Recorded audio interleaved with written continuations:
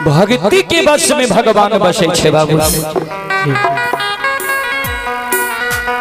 तो ज्योति बाबा कहलन के जे ठाकुर जी राजा के बेटा के जिला देवे ने, धन संपत्ति के लौटा देवे ने। धर्मराज बाबा कहल के हाँ। वहां से ज्योति बाबा के आधार ने धर्मराज बाबा राजा चंद्रवली के द्वार चले। और राजा चंद्रवली के द्वार में आप गुरु बाबा के देल सारी प्रमाण मिल रहे हैं। कहवे कौन कौन प्रमाण? गुरु बाबा जी कह के गले रे जे दिन तोरा द्वार एवं खसी गला के रेशम धाग टूट जीता, खैर के खुटा उखड़ जीता, खसी का हबर में जाकर प्रणाम करता, खसी खन मेमना है तो खन खसी है। कोनो आपत्ति विपत्ति अछमित नगर में तो चौरा में जे तुलसी छ उ सुखा जीता। अजय दिन तोरा द्वार अइबा, सुखल तुलसी हरिहर कचोर भै जैता।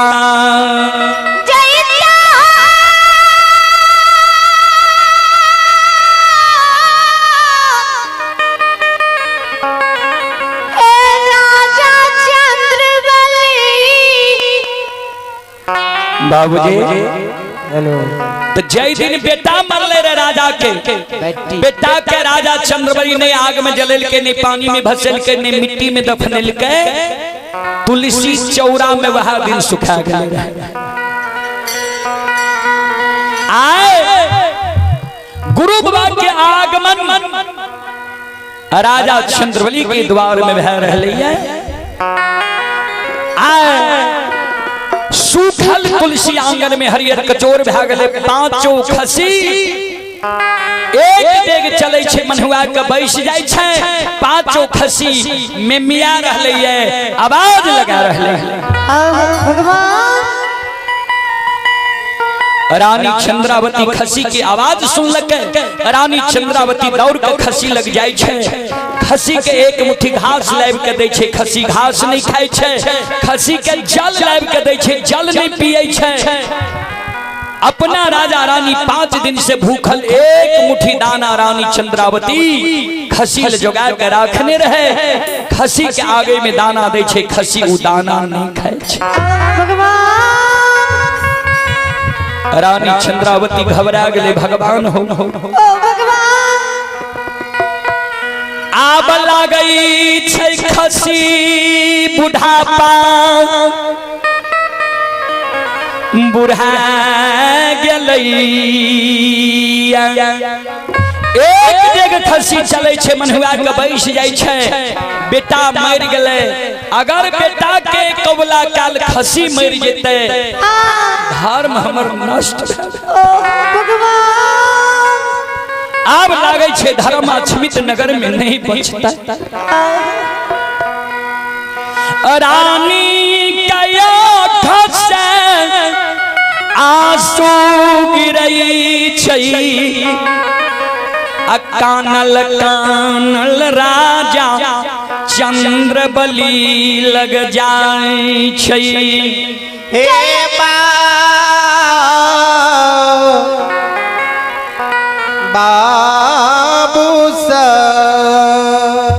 राजा चंद्रवली के चरण पर रानी चंद्रावती गिर गई। कौन है? पति के स्वामी नारायण। एते दिन ते अछमित नगर में धर्म बच गए, धर्म के बचैने चले, लेकिन आब लागे छे अछमित नगरी में धर्म नहीं बचत। हाय आब नहीं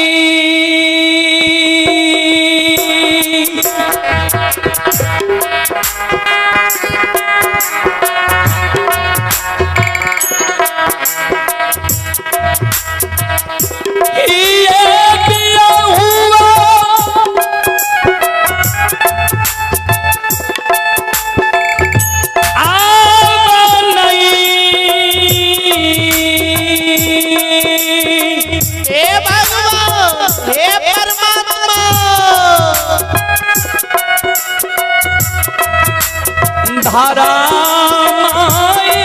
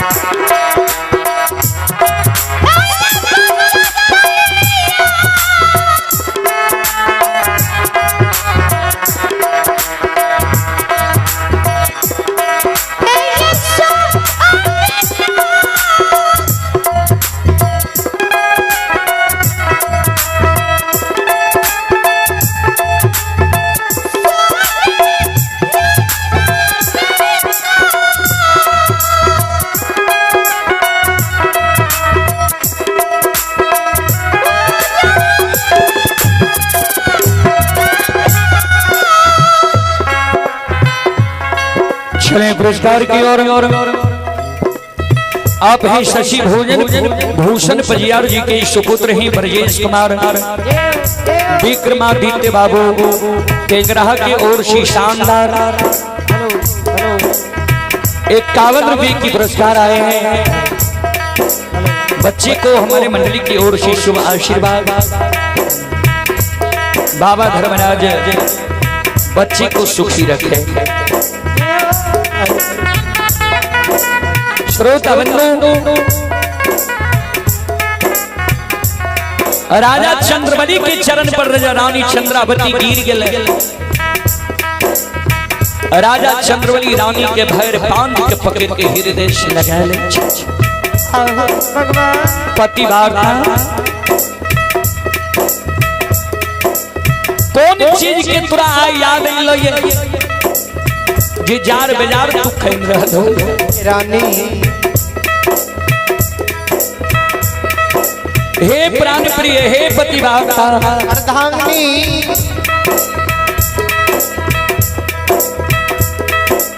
कि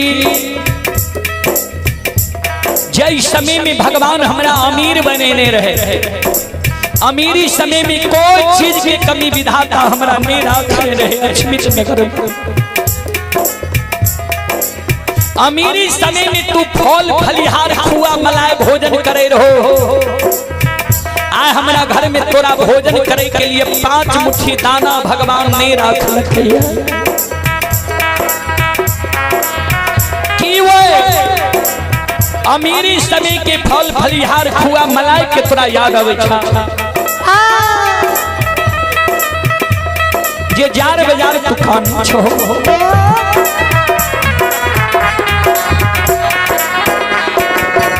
जय समय में विधाता हमरा अमीर बनने रहे हैं।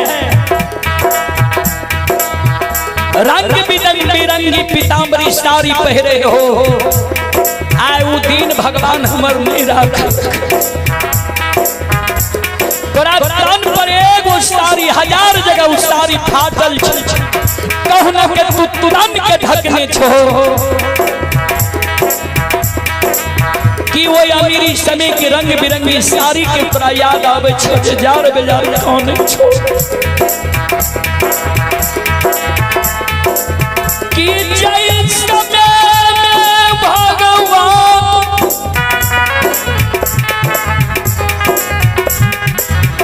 अमीर बनैने रही।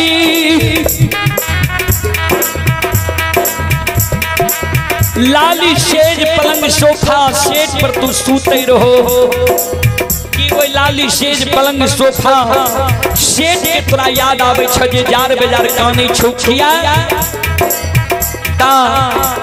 आज तोरा हमरा घर में तोरा सूते के लिए 5 हाथ के टूटल चटाई विधाता नहीं रखल भगवान कि 5 गो बेटा के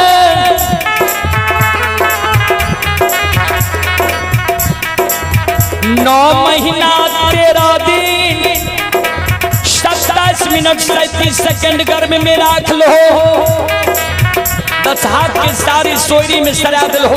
2 साल गंगा के पोछ लो। बेटा के पालन पोषण के 5 वर्ष के बना दिल हो। भगवान के तोहर सुख मंजूर नहीं रहा। 5 बेटा एक सिहान मर गए। पतिवार 5 बेटा जे तोतला तोतला मम्मी पापा कहे रहे, माँ बाप कहे रहे, माता पिता कहे रहे कि वो 5 बेटा के अधबोलिया शब्द के तोरा याद आवे छो। जे जार बाजार खान छो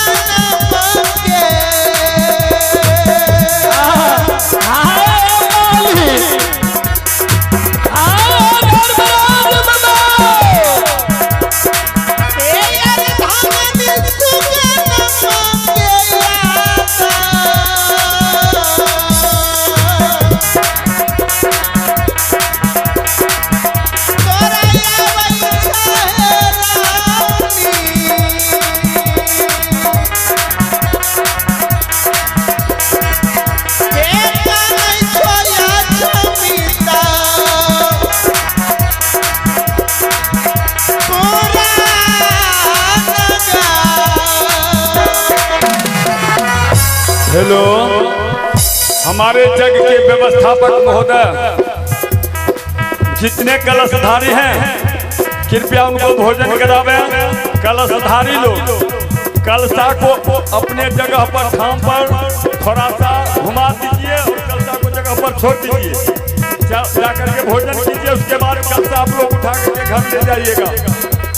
हमारे जितने जग कर्ता महोदय हैं कलशा को ठाम पर थोड़ा सा डोला दीजिए, तब ही कलशधारी को ले चलिए भोजन कराने के लिए, उसके बाद कलश उठेगी। चले अंजलि कुमारी थोड़ा बेस अंजलि कुमारी की ओर से 25 रुपए की पुरस्कार है। सिकंदर यादव के पोता प्रशांत कुमार और सुशांत कुमार दोनों भाई की ओर से 51 रुपए की पुरस्कार आए हैं। बादल कुमार स्वर्गीय मुलगेनी शुभनारायण यादव के पोता हैं टिंगरा की ओर से 51 रुपए की पुरस्कार आए हैं। सुशांत कुमार और प्रशांत कुमार जगन यादव के पोता हैं 51 रुपए की पुरस्कार आए हैं। सभी श्रद्धालु को बहुत बहुत धन्यवाद, लाख लाख शुक्रिया।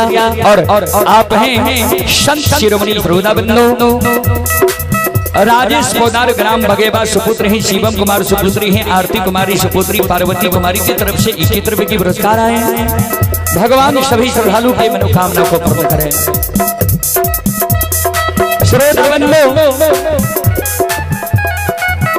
रानी चंद्रावती की शब्द सुन के राजा चंद्रवली ने कहल के कौन चीज के तोरा याद आवे छचिया कहनी छचिया ओ धैर्य हो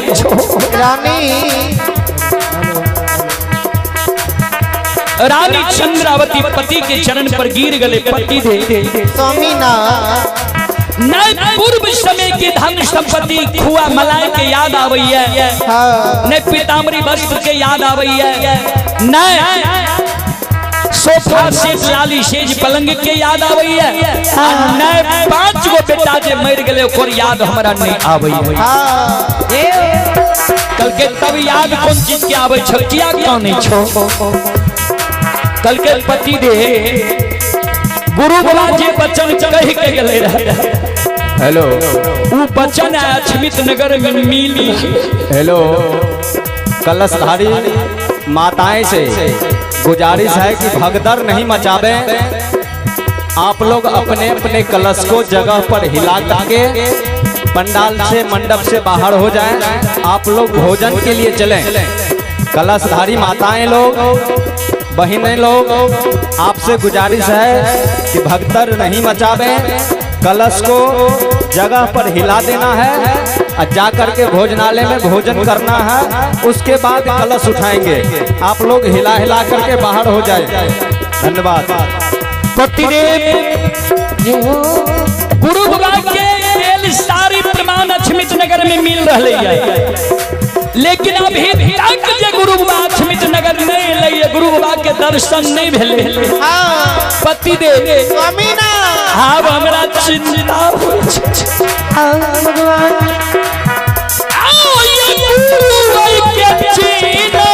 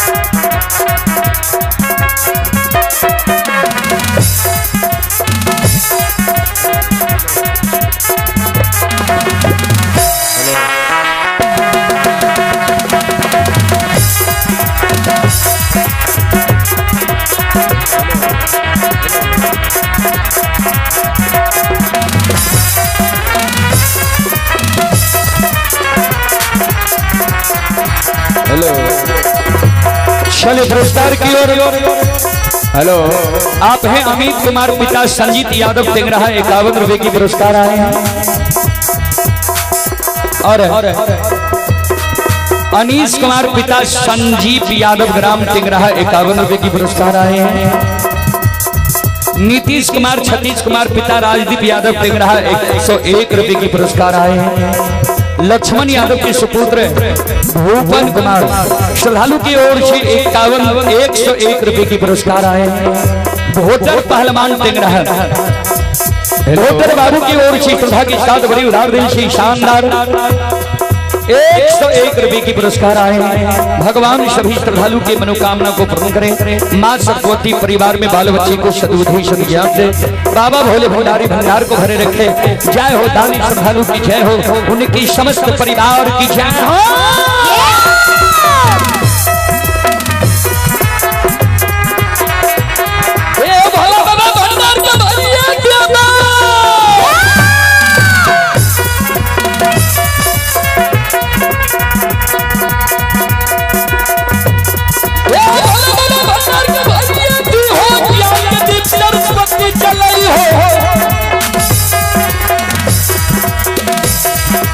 कंसन भूलता मनसन छोड़ सिर में सवैया सेवक ख्याति हो, सेवक के मन के मनोरथ पुरैया।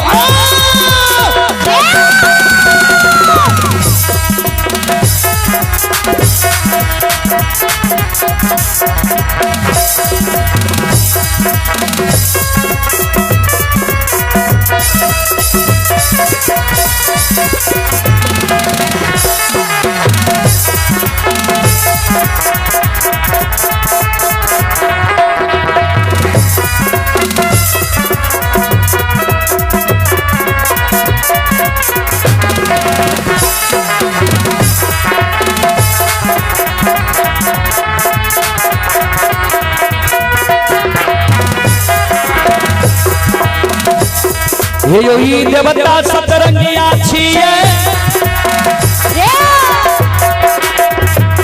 हे योगी देवता सतरंगिया छिए, ई देवता अठरंगिया छिए, ई देवता नौरंगिया छिए। इनकर नाम अनेक लगई है, कोई करा निरमोहिया कहे छे, कोई करा छलगरिया कहे छे, कोई करा बाबू कैलाश कहे छे, कोई करा निरंजन कहे छे, कोई करा निरंकार कहे छे, कोई करा यमराज कहे छे, कोई करा धर्मराज कहे छे।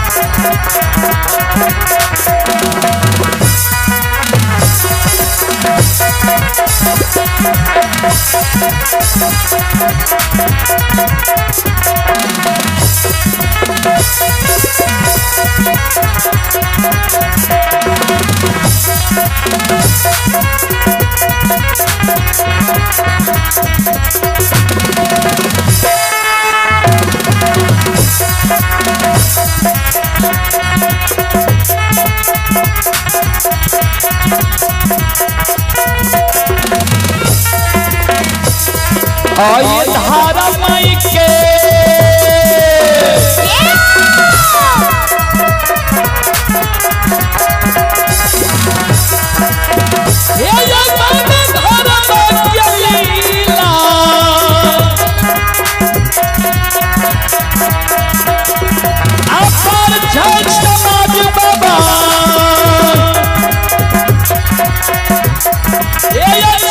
दुनिया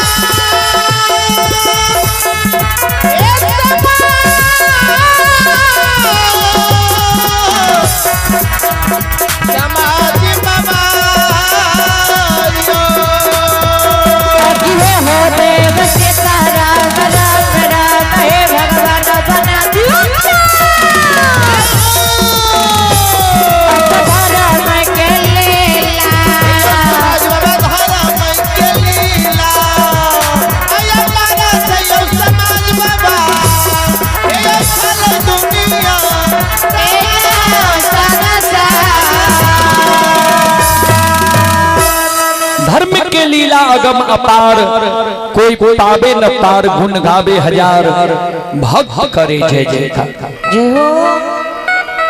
रानी चंद्रावती कल के पति दे गुरु बाबा के दिल सारी प्रमाण मिल रहे है, लेकिन अभी तक जे गुरु बाबा अपना द्वार नहीं लिया। गुरु चिन्हता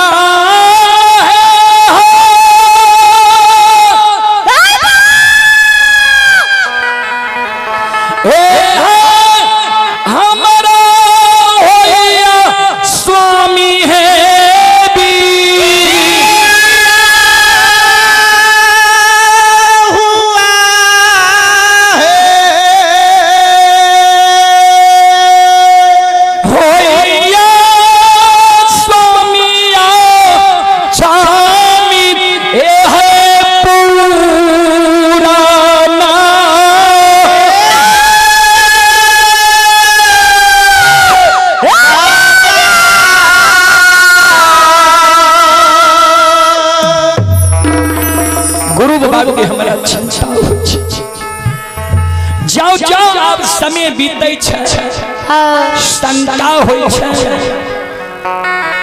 ये की गुरु बाबा बिना अन्न जल के केदली गले, अन्न जल के कारण गुरु बाबा केदली जंगल में मर गए। की गुरु बाबा बिना अस्त्र शस्त्र के केदली गले, केदली घना घोर जंगल रहे, बाघ सिंह सदूल वास करे रहे। बाघ सिंह सदूल गुरु बाबा के भक्षण कह गए।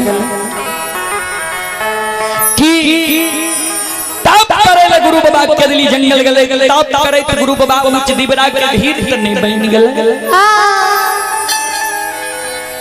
की कोरिया तन के गुरु बाबा के भगवान केदली लिखलक है। कोरिया तन के दर्द के वेदना से गुरु बाबा गंगा में डूब के नहीं मर गए। भगवान कि दोनों प्राणी के याद भूल के गुरु बाबा जन्म स्थान पोपीपुर चल गए। स्वामी है दिया हुआ है,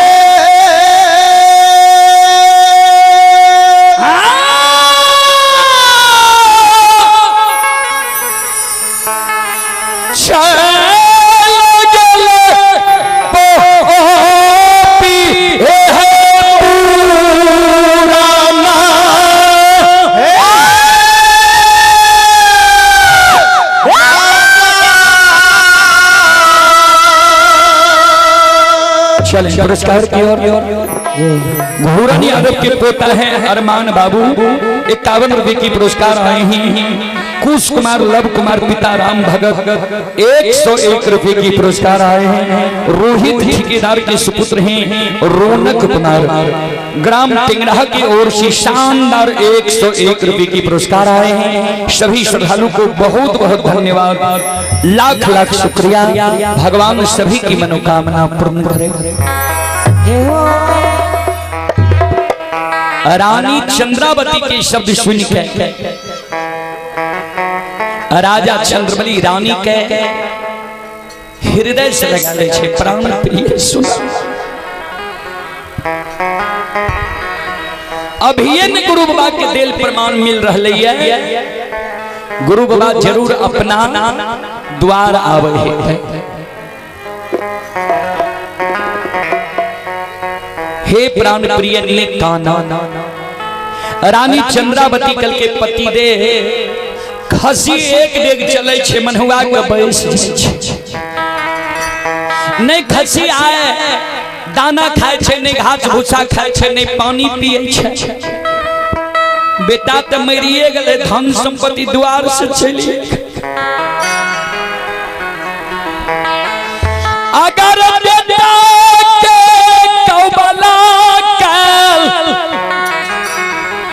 खसी अछमी तमे मर जईतई,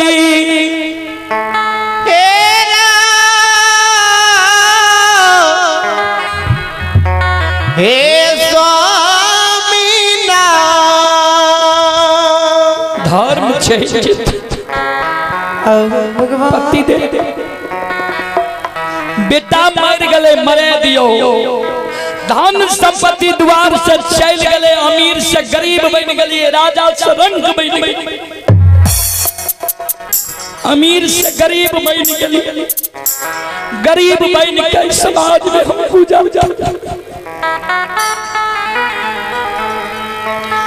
आहे गुरु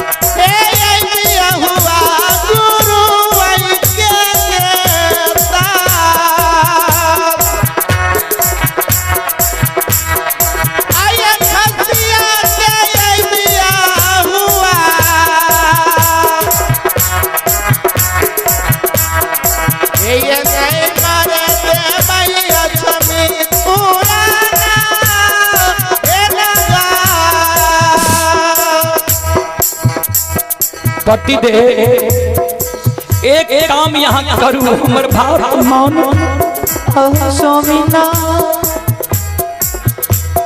चादर में अरबा छत पान सुपारी तुलसी के फूल ला लिया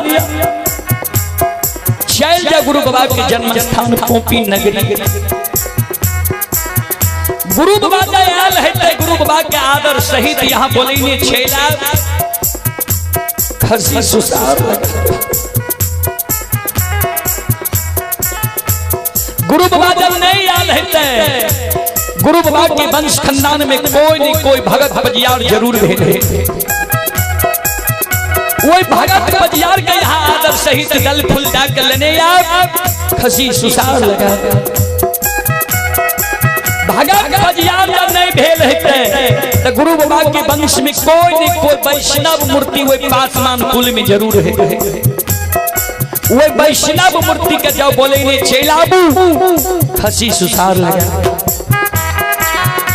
पति दे बेटा मर गले मरे दियो धन संपत्ति द्वार से चल गले जाय दिए आयने ताले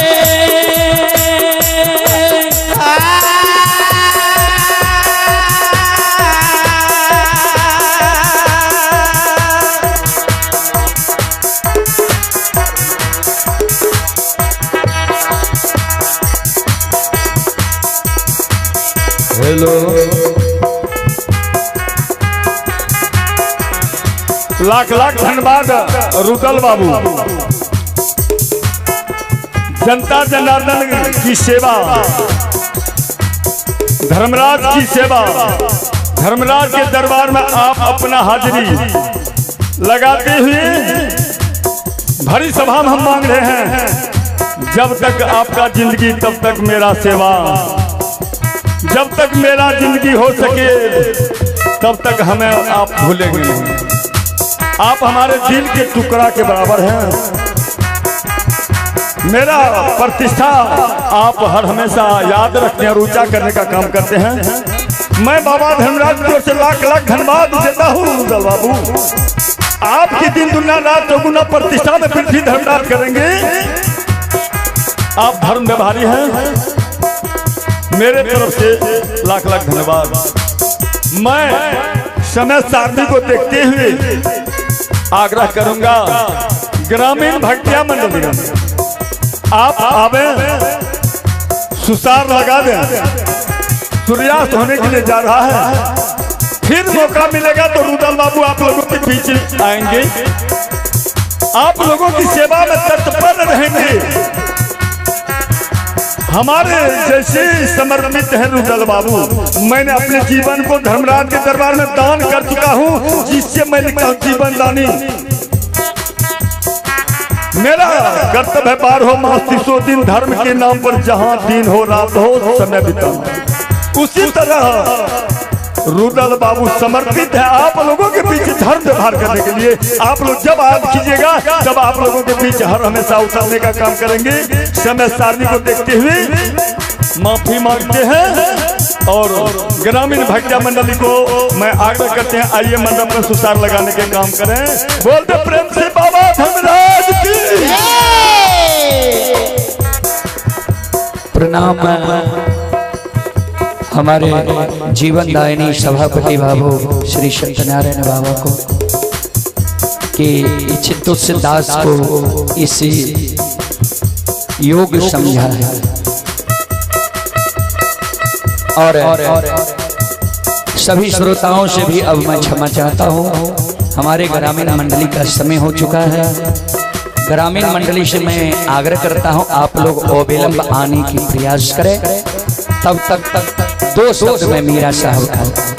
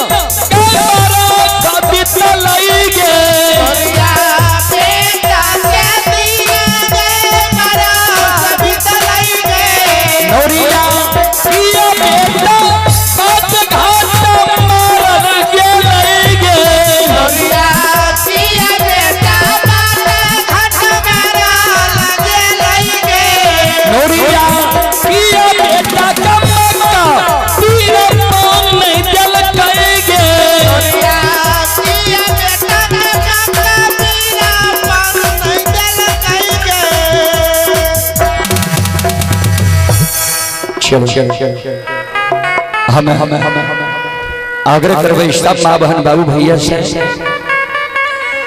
कल सत्य भगवान के दरबार में ठाकुर जी के दरबार में अनेकों लोक गाथा धर्म गाथा भगैत मंडली आपन आपन प्रस्तुति दिलखिन। एक बार हम आग्रह करवे माँ बहन बाबू भैया से भी यहाँ सब एक बार भगवान के दरबार में हाजिरी लगा ली।